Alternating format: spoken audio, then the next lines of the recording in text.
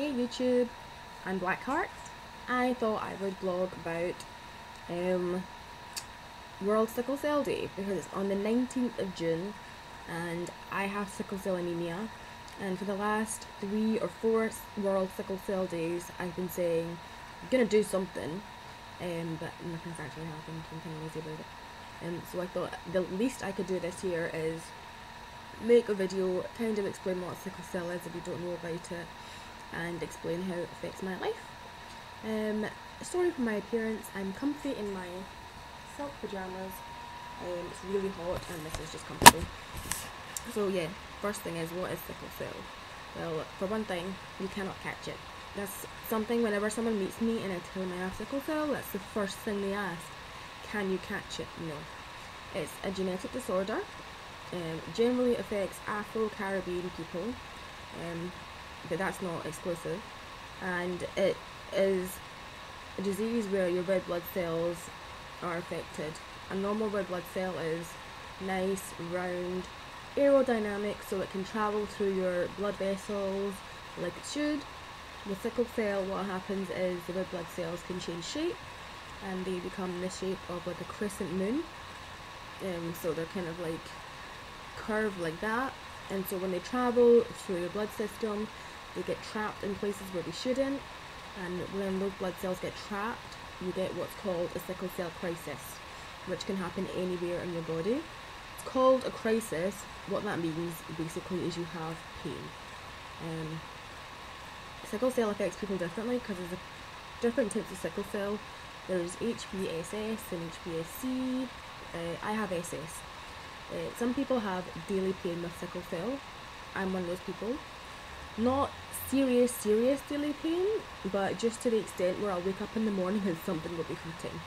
Usually it's my back or like around my ribs, my knees, and I can cope by taking something like ibuprofen or maybe like Cocodamol.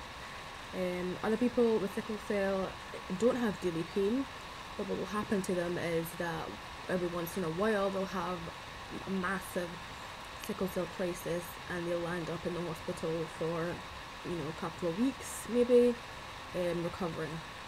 And sickle cell can do really crazy things to your body because obviously your blood cells travel throughout your whole system, so you can get anything happening to you, like from sickle cell strokes to gallstones, things like priapism, which is horrific for boys with sickle cell. I've heard it can happen to girls as well. Basically, sickle cell is not a friendly disease. It feels, when you have it, like your body hates you. It feels like your body wants to attack you whenever possible. I'm quite lucky because I work. So I have sickle cell, but I managed to have to hold down a job. Not had the best year, to be honest, because I've had a lot of absences.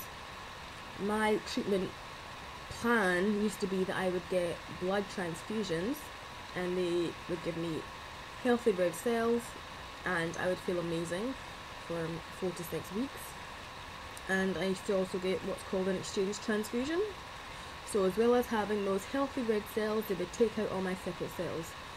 Now there's no way to describe the way I felt when I was having exchange transfusions.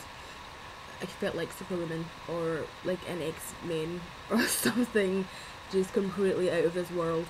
I felt amazing, but sadly I ended up developing antibodies, so it's not so safe for me to get blood transfusions anymore. So basically my treatment at the moment is blood when I have really low hemoglobin. Hemoglobin, to put it in layman's terms, is just the amount of blood you have in your body. So a person with sickle cell generally has a low hemoglobin. See, a normal person's hemoglobin is around 12, mine sits around 5. So imagine yourself with half the blood in your body being drained out, and imagine how tired you'd feel. So aside from the fact that I have a job, it affects my social life. I don't get to go out as much and do the things maybe that other people my age want to do. When I was younger, especially, that used to wind me up.